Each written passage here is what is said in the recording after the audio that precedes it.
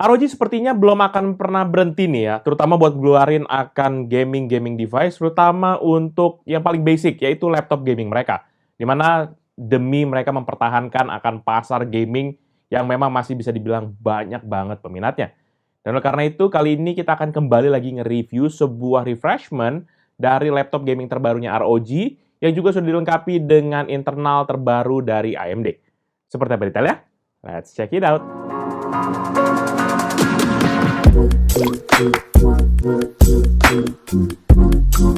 Halo guys, balik lagi bersama Pichel dan kali ini kita akan ngebahas sebuah laptop gaming terbaru dari ROG yaitu Strix Car 17 tahun 2023 dengan kode G733P.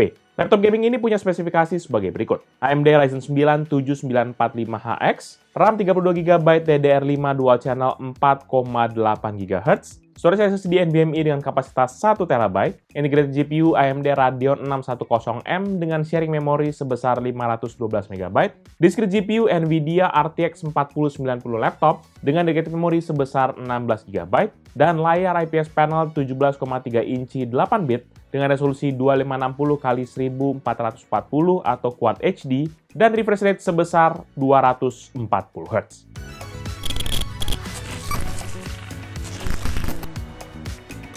Kita mulai dari tampilan laptop gaming ini. Ya, sebenarnya nggak banyak yang bisa Pichel bahas ya. Soalnya desain ROG Strix yang Pichel review kali ini tuh nggak jauh berbeda dengan ROG Strix yang sudah Pichel pernah bahas di video-video sebelumnya. Tampilannya masih sama, kaku, tebel, dan terkesan ya gahar lah gitu. Walaupun menurut Pichel jadi agak membosankan ya. Karena gimana ya, nggak ada refreshment lagi gitu.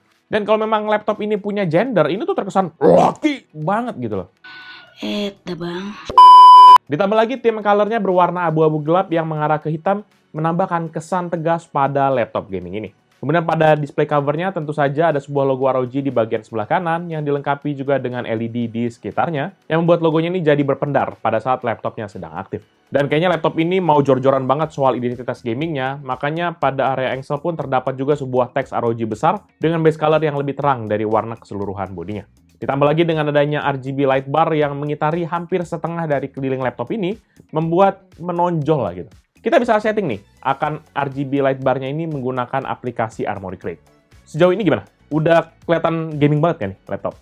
Tapi nggak usah sampai di situ aja, karena kita akan bahas ke bagian dalamnya. Dimana nanti di dalam sih hanya ada layar yang dibingkai dengan bezel berwarna hitam, dengan matte finish dan juga sederetan tombol keyboard serta touchpad pada area palm rest-nya.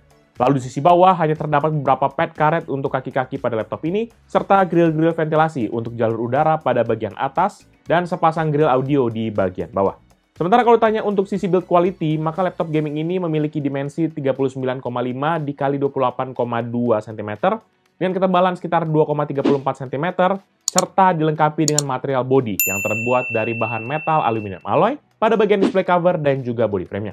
Sementara nggak lupa juga masih tetap ada material plastik, terutama di area palm rest dan juga back cover di sisi bawahnya. Sehingga secara total bobot yang dihasilkan laptop ini sekitar 3 kg. Ini lumayan ya, jadi kayak media untuk latihan otot lengan gitu. Kalau kita sering angkat, taruh gitu ya. Ini lama-lama berotot juga nih. Namun walaupun berbahan metal, namun sayangnya flex masih bisa kita temukan pada bagian display covernya, juga pada area bagian dalamnya. Ya, walaupun nggak terlalu berasa, tapi masih lumayan kelihatan lah ini flexnya. Last but not least, pada bagian desain yaitu kelengkapan I/O port-nya. Di mana I/O port pada laptop gaming ini hanya ada di sisi kiri dan belakang dari laptopnya. Di sisi kiri terdapat dua USB Type-A 3.2 Gen 1, serta sebuah combo audio port 3,5 mm. Sementara di sisi belakang ada dua USB Type-C 3.2 Gen 2, yang sudah support akan DisplayPort 1.4, G-Sync support, dan juga Power Delivery 3.0.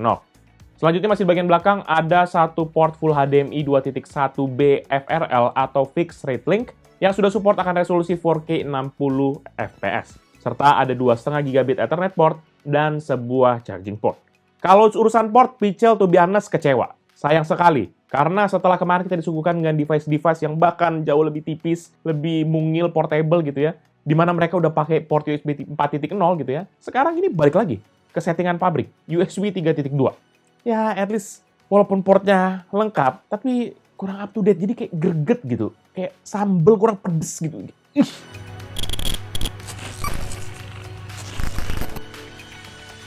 Di bagian layar, laptop ini sudah dilengkapi layar IPS panel matte finish berukuran 17,3 inci yang memiliki aspek rasio 16:9 dan resolusi Quad HD atau 2560x1440 dengan refresh rate sebesar 240 Hz dan response time sebesar 3 milisecond. Panelernya diproduksi oleh BOE dengan kode NE173QHM-NZ2 yang memiliki color depth 8 bit dengan color akurasi 100% DCI-P3, 133% sRGB, dan 84,8% Adobe RGB.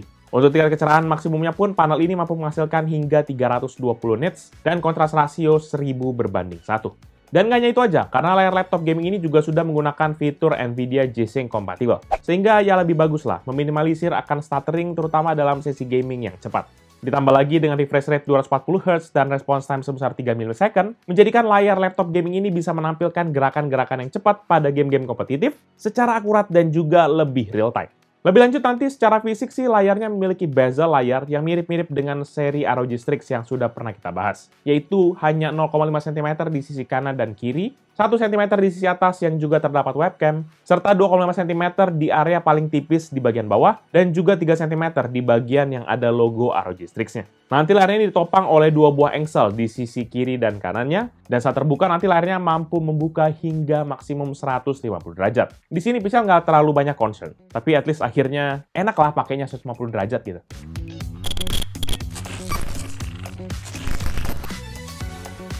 Di bagian input device, laptop gaming ini hanya dilengkapi dengan 2 input device standar saja. Yang pertama yaitu keyboard membran bertipe chiclet dengan keycap persegi berukuran 1,5 cm, serta memiliki permukaan berwarna senada dengan keseluruhan bodinya. Nanti keyboardnya juga sudah menggunakan akan LED per key dengan tambahan layout number pad pada area sebelah kanannya. RGB light-nya nanti teman-teman bisa setting lah menggunakan aplikasi Armoury Crate di bagian Aura Sync, di mana nanti ada total 10 mode RGB yang teman-teman bisa pilih. Atau bisa juga kalau mau cycle, ya teman-teman bisa menggunakan tombol Aura yang ada pada tombol F4. Dan kalau kita mau mengatur tingkat kecerahannya, maka keyboard ini sudah memiliki akan 3 tingkat kecerahan yang bisa kita atur menggunakan tombol F2 dan F3.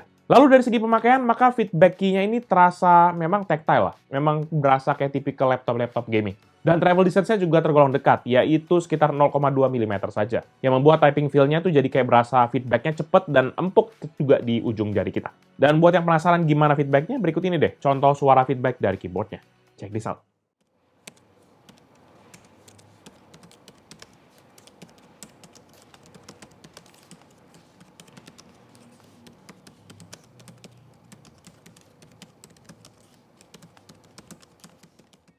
Input device kedua yaitu adalah touchpad, di mana touchpad-nya dibuat agak menjorok ke arah sebelah kiri dengan permukaan berwarna sama dengan area palm rest-nya. Area touchpad-nya ini cukup lebar, yaitu dengan dimensi 13 x 7,7 cm dan memiliki fitur-fitur standar ala-ala touchpad pada umumnya, kayak smart gesture, ya nggak ada number pad, nggak ada apa-apa. Itu dong sih. Dan touchpad-nya ini juga bisa kita matikan nanti dengan tombol F10 buat teman-teman yang mungkin merasa nggak butuh-butuh amat ataupun jarang pakai touchpad-nya.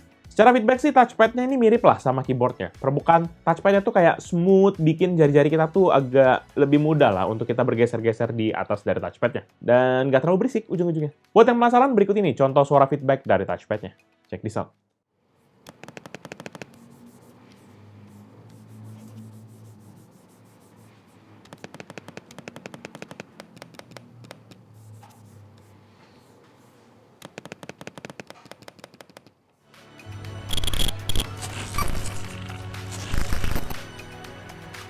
Di bagian performa, laptop gaming ini juga menjadi salah satu laptop di tahun 2023 yang sudah mendapatkan prosesor terbaru dari AMD, yaitu Ryzen 9 7945HX dengan fabrikasi 5 nanometer yang memiliki 16 core 32 thread. Goks, laptop 32 thread, ngitung Excel gimana coba nih?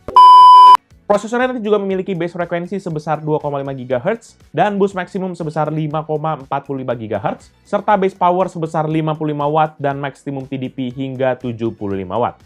Kemudian pada bagian memori, laptop gaming ini pun juga memiliki RAM sebesar 32 GB DDR5 Dual Channel 4,8 GHz yang juga sudah dilengkapi dengan operating system dari Windows 11 Professional dengan build number 22621.1992 atau build number Windows yang paling akhir pada saat video ini kita buat. Lalu untuk performance boosternya, maka laptop ini juga sudah dilengkapi dengan Armoury Crate yang memiliki 5 performance mode, yaitu Windows, silent, performance, turbo, dan juga manual. Ditambah lagi nanti ada lagi settingan yang namanya GPU mode, di mana ada total 4 mode, yaitu Ultimate, Standard, Eco mode, dan juga Optimize. Nah, sebenarnya preset performance untuk GPU dan CPU-nya ini tuh bisa kita gunakan walaupun tanpa terhubung ke arus listrik. Tapi khusus untuk mode turbo pada preset CPU, nanti hanya bisa aktif ya kalau terhubung ke adaptor listrik. Sedangkan selama pengetesan nanti kita hanya akan menggunakan mode turbo untuk CPU dan juga mode ultimate pada GPU, agar kita bisa lihat gimana performa tertinggi dari laptop gaming ini. Jadi tentu saja laptop gaming ini nanti akan terhubung juga ke arus listrik supaya mode turbonya tetap bisa nyala. Kita mulai dengan testing pertama dengan Cinebench R23, dan dalam satu kali pengujian menghasilkan skor 32.060 poin untuk CPU multicore dan 1.899 poin untuk CPU single core, sehingga menghasilkan ampere ratio sebesar 16,88 kali. Untuk Cinebench R20 dan dalam 3 kali pengujian, laptop ini mendapatkan skor rata-rata 13.473 poin.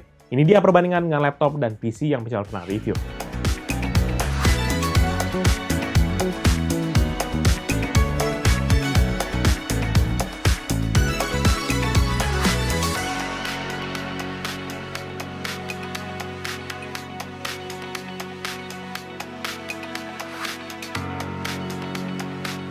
Untuk tes 3D rendering BMW di Blender, laptop ini menyelesaikan 1 frame dalam 3 kali pengujian dengan waktu rata-rata 1 menit 9 detik untuk CPU test dan 5 detik untuk GPU test. Goks dong guys, 5 detik doang. Belum sekali tarikan napas udah selesai ngerendernya. Dan ini dia perbandingan dengan laptop dan PC yang bisa pernah review.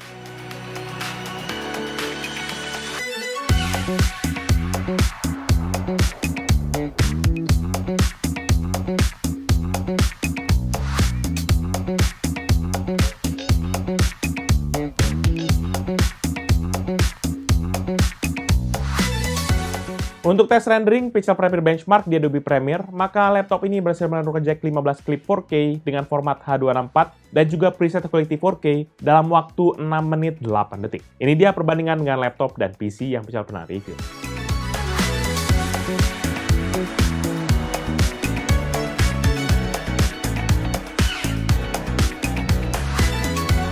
Untuk PC Park 10 sebagai gambaran overall performa dari laptop ini, skor yang didapat adalah 12.078 untuk esensial, 11.923 untuk productivity, dan 16.366 untuk digital content creation. Secara rata-rata, laptop ini mendapatkan skor 9.541. Ini dia perbandingan dengan laptop dan PC yang bisa pernah review.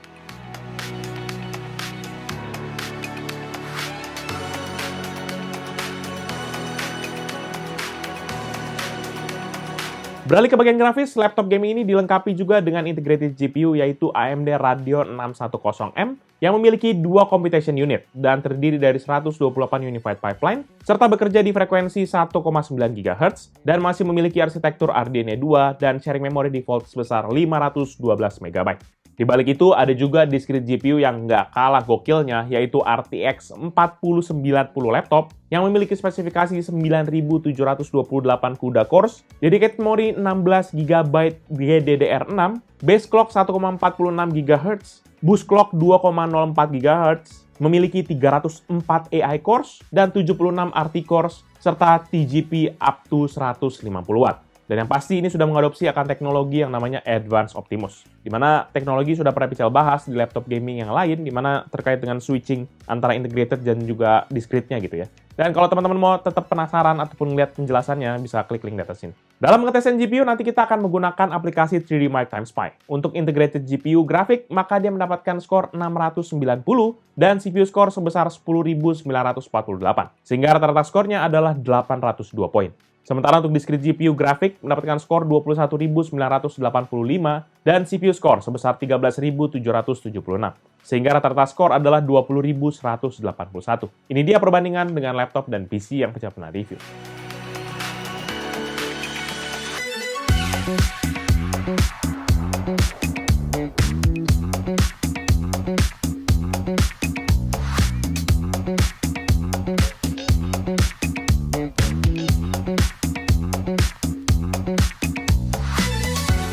Selanjutnya kita langsung tes menggunakan serangkaian game dengan menggunakan native resolution yaitu 2560x1440 atau Quad HD, settingan turbo mode di CPU dan juga settingan ultimate di GPU. Ini untuk di armory crate-nya ya. Dan tetap kita hubungkan kepada Rosy Rig agar memastikan turbo modenya tetap aktif. Dimulai dengan game pertama yaitu GTA 5. Native resolution 2560x1440 dan setting very high.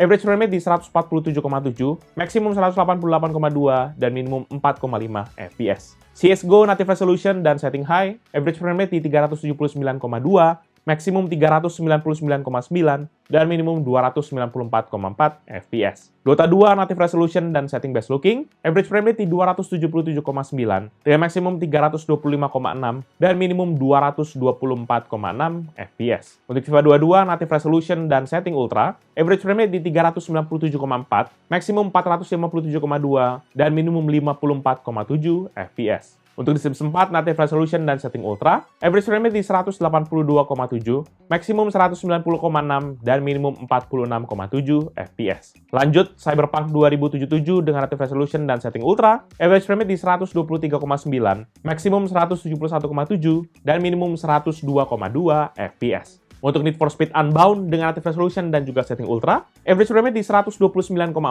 maksimum 156,2, dan minimum 92,3 FPS. Sementara untuk Valorant dengan native resolution dan juga setting high, average frame rate di 674,1 dengan maksimum 853,3 dan minimum 516,7 FPS. Terakhir, Genshin Impact resolusi natif dan juga setting high, average frame rate di 277,9, maksimum 366,6 dan minimum 201,2 FPS. Gimana teman-teman? Sejauh ini sih Pichel takjub ya dengan power yang dihasilkan oleh laptop gaming ini. Result synthetic benchmark-nya nggak main-main nih loh angkanya. Tinggi-tinggi semua. Lihat aja pas render 3D tadi kan cuma 3 detik kelar gitu kan. Ditambah lagi dengan result gamenya, aduh, kita kasih spek rata kanan semua plus native resolution-nya, itu rata-rata FPS-nya nggak ada yang di bawah 100 guys. Walaupun ujung-ujungnya layarnya 240. Memang agak-agak gimana gitu ya. Emang kayaknya layarnya kecanggihan gitu ya. Apalagi di game-game yang rakus daya macem-macem kayak Cyberpunk 2077 itu tuh lancar jaya aman sentosa gamenya guys. Bener-bener ini laptop super garang yang buat kita nggak mau ribet. Gue cuma mau main game, rata kanan, resolusi natif.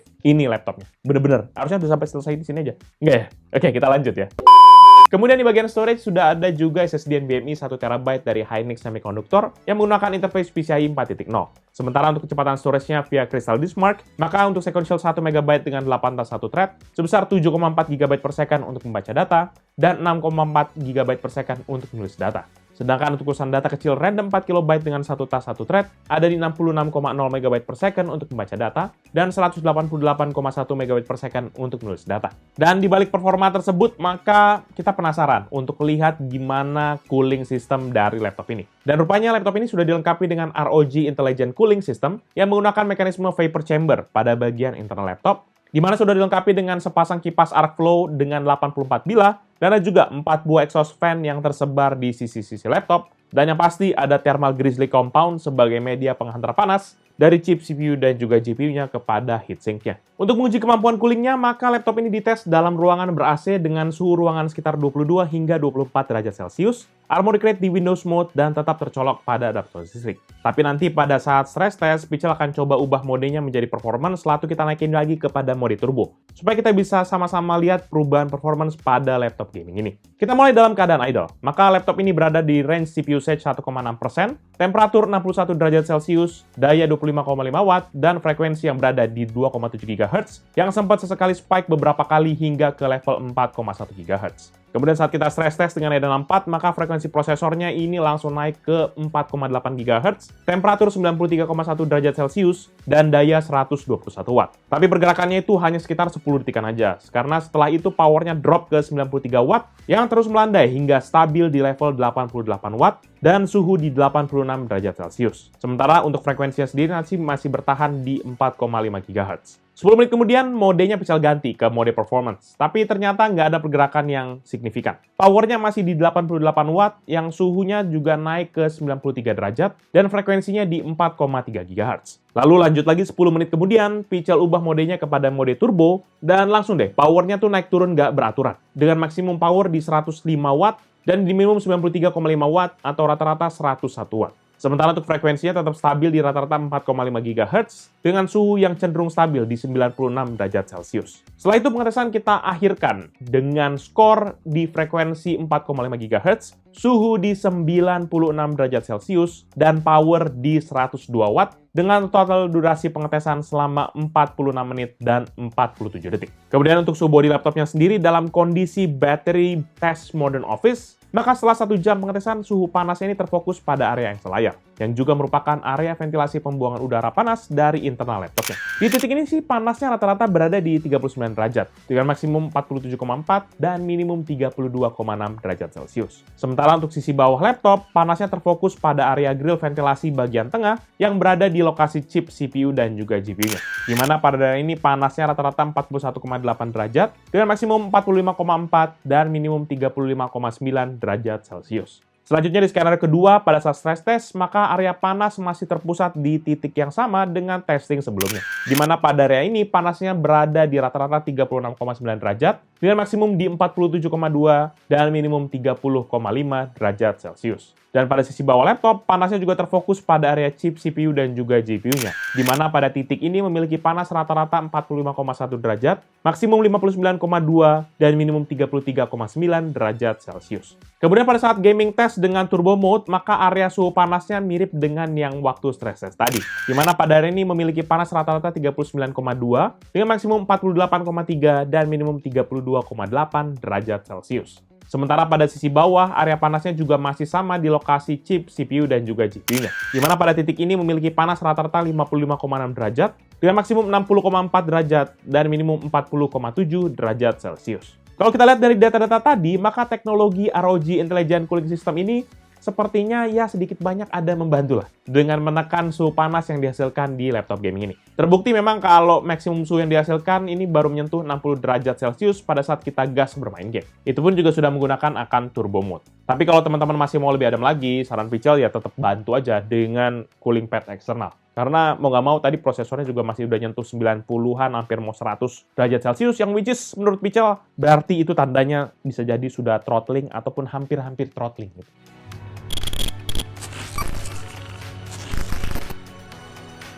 Di bagian audio, laptop game ini memiliki sepasang stereo speaker yang terletak di sisi kanan dan kiri pada bagian bawah laptop. Dan speaker ini juga sudah mendapatkan tuning dari Dolby Atmos dan menggunakan fitur 5.1.2 channel, yaitu Virtual Surround Audio.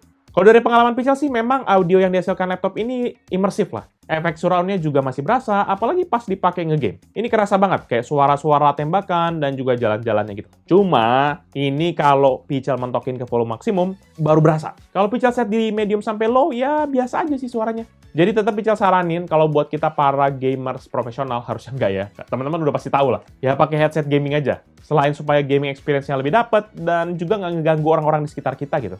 Lalu saat kita uji di volume maksimum, maka speakernya dapat menghasilkan suara terata 84,7 desibel dan maksimum hingga 89,9 desibel. Buat yang penasaran, ini dia contoh audio dari speaker laptop gaming ini.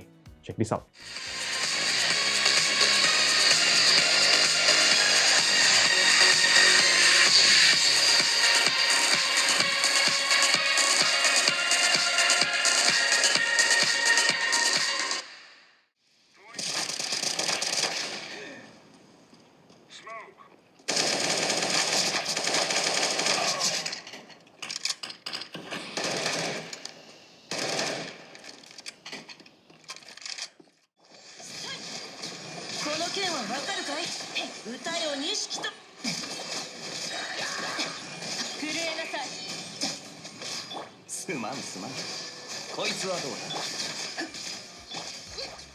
Pada bagian webcam, laptop ini sendiri memiliki sebuah webcam dengan resolusi 0,9 megapiksel yang dapat merekam video HD 720p 30 fps atau foto sebesar 1080x720 piksel. Dan nanti pada saat dioperasikan akan ada indikator berwarna putih di samping kanan dari webcamnya. Secara kualitas gambarnya menurut Pichel sih B aja. Malah cenderung kayak low res lah kalau kita pakai di area yang teduh ataupun kayak remang-remang gitu. Kalau di bawah sinar matahari ya jelas kualitas gambarnya pasti bagus, walaupun memang masih ada sedikit-sedikit kayak grain ataupun noise begitu. Dan juga sayangnya webcam ini nggak dilengkapi dengan privacy cover dalam bentuk apapun, baik fisik ataupun elektronik. Yang Pichel sebenarnya agak sayangkan ya, untuk laptop yang premium begini, kenapa masih pakai zaman 0,9 megapiksel? Kenapa nggak 2,1 minimal gitu, 5 megapiksel apa kayak gitu? Ini udah prosesornya terbaru, GPU-nya juga udah paling top of the line. Tiba-tiba, ya begini ya.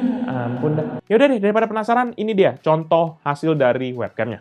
Check this out. Ini dia hasil dari pengetesan webcam laptop ROG Strix Car 17 di edisi 2023 dengan kodenya G733P. Ini setup kameranya menggunakan 720p atau 1280x720 30 fps. Ini sekarang Jalox lagi ada di dalam ruangan studio yang agak remang-remang karena memang lagi lampu nggak ada yang nyalain. Tapi di luar itu lagi tengah hari jam 1-an gitu loh. Nah, kita kan coba jalan keluar. Ini teman-teman lihat sendiri ya, ini noise-nya bergajambrengan apalagi kalau background-nya gelap kayak begini nih. Itu noise-nya lumayan banget. Nah, ini kita coba keluar. Kita ganti suasana supaya kelihatan. Nah, oke. Ini Jalox sudah keluar ruangan. Ini juga udah mulai agak berubah dikit tapi tetap masih kayak gitu ya. Oke, kita lanjut. Nah, kita buka pintu. Nah, langsung tabrakan. Nah, langsung ya berubah. Kalau kita udah ketemu cahaya yang cukup, cahaya yang pas gitu, dia langsung berubah gitu. Dan tetap masih ada exposure di sebelah sini. Nah, ya seperti biasa, kalau udah di tengah cahaya melimpah pasti hasilnya mendingan gitu ya. Nggak kayak tadi, semutnya banyak banget. Ya, tapi so far begitulah. Yang penting ada kamera. Ada kamera. Gitu ya, teman-teman. Thank you. Selanjutnya di bagian konektivitas, laptop ini dilengkapi dengan Wi-Fi chip MediaTek V-Logic 330 dengan kode MT7922 yang sudah support Wi-Fi 6E 802.11ax dan Bluetooth versi 5.3. Wi-Fi chipnya juga sudah support akan triple frekuensi yaitu 2,4, 5, dan juga 6 GHz. Dan buat teman-teman yang mungkin masih butuh jalur LAN, maka laptop game ini sudah dilengkapi juga dengan 2,5 gigabit Ethernet port dari Realtek Semiconductor dengan kode RTL8125 yang memiliki transfer speed hingga 2,5 gigabit per second.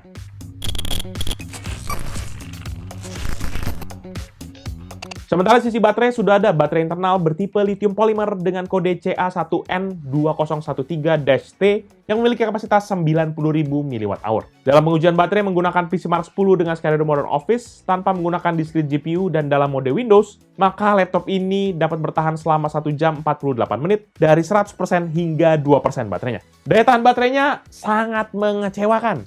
Padahal discrete GPU-nya sudah kita disable sebelumnya. Ini beneran, nggak tahu yang salahnya di mana. Kita juga udah ngetes beberapa kali, tetap aja.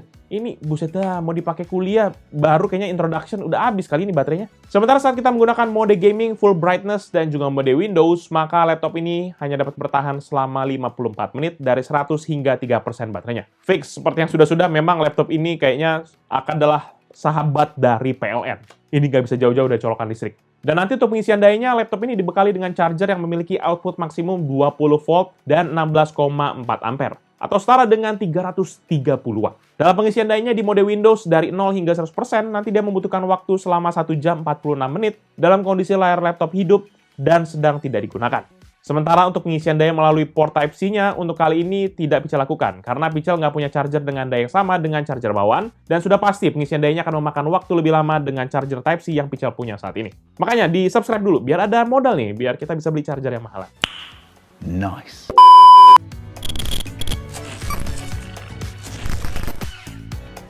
Terakhir di bagian upgrade, laptop gaming ini masih memberikan opsi upgrade yang lumayan bisa diperhitungkan. Mulai di bagian storage terdapat 2 slot NVMe 2280 Yatoo yang paling panjang dan sudah support akan PCIe 4.0. Dan untuk portnya sendiri salah satunya sudah terisi dengan modul SSD NVMe tipe 2280 dengan kapasitas 1 TB. Opsi upgrade yang ditawarkan, kita bisa menambahkan satu modul lagi dengan kapasitas yang sama ataupun lebih besar untuk menambah kapasitas storage di laptop ini. Sementara di bagian memori, laptop ini memiliki 2 slot SODIMM DDR5 yang saat ini sudah terisi sepasang modul SODIMM DDR5 yang masing-masing memiliki kapasitas 16 GB. Dan kalau teman-teman ngerasa laptop ini kurang ngebut gitu ya, maka silahkan geber lagi deh. Nambahin tuh modul SODIMM DDR5 dengan masing-masing 32 GB. Jadi 64 gitu. Gacor nggak tuh? Selebihnya sih udah nggak ada lagi opsi upgrade untuk laptop ini. Overall, menurut update pribadi Pichel, ROG Strix Car 17 2023 G733P ini adalah laptop gaming yang siap pakai. Buat teman-teman yang mungkin memang nggak terlalu butuh banget buat ngoprek-ngoprek spek gaming gear-nya, ini udah paling pas. Karena secara spesifikasi di atas kertas, laptop gaming udah paling top Marco top. Dan dari pengetesan Pichel barusan juga harusnya teman-teman udah lihat kan, kemampuannya udah gimana. Mulai dari display, spek performa, sampai ke build quality-nya, ini laptop udah paling menyander kayak semacam one for all deh. Cuma ya gitu, di beberapa titik tuh kayak nggak diperhatiin gitu, kayak cuma udah templatean pabrik. Webcam, burik, terus kemudian kemampuan baterainya, ngaco, nggak sampai 1 jam. Bikin laptop ini bener-bener nggak cocok buat teman-teman pakai sebagai partner di jalan gitu. Iyalah, jalan tabrak. Emotional, damn it! Jadi kesimpulan Pical sih, ya udah, beli aja buat yang ngerasain apa yang udah Pical sajikan di video ini. Tapi kita bahas harganya dulu. Karena dari segi harga, laptop ini dibanderol mulai dari harga berapa? Ya, betul. 70 juta saja. Untuk spek yang Pical review kali ini 70 juta saja, guys. Kalau teman-teman ada 70 juta nganggur di laci gitu ya, atau mungkin hasil balikan dari bayar iuran lingkungan ya, ataupun menang 17 Agustusan kemarin, langsung guys, beli aja. Dan kalau teman-teman masih berasa kemahalan, nggak usah khawatir, kerja. Nggak bercanda. Masih ada kok spek di bawahnya yang menggunakan RTX 4080 laptop di harga yang lebih terjangkau. Di 60 jutaan saja. Murah sekali bukan? Nanti kalau teman-teman yang mungkin berminat dengan produk ini atau mau cek produknya, bisa cek di description yang bisa akan tulis di bawah ini. Ataupun mungkin kalian ada yang mau sumpah serapah gara-gara harganya segini, silahkan put di komen di bawah. Jangan lupa juga untuk like dan share video ini, plus kunjungi sosial media dari Pical Techno dan Pical Media Group, seperti Facebook, Twitter, Instagram, TikTok, dan website kita, yaitu picalmediagroup.com. Hello udah nggak ada guys, udah tutup. Dan seperti biasa, teman-teman juga bisa kunjungi YouTube channel kita yang bahas soal game, yaitu Pical Main Game. Atau channel satu lagi yang meliput cerita di belakang layar Pical, yaitu PMG Fans. Jadi itu dia video Pical kali ini. Thank you guys for watching. Until the next video. Bye-bye. Emang kemarin kita 17-an menang berapa? Ada nggak duitnya? Kalau ada, beliin aja lagi. 4080 katanya, yang lebih terjangkau.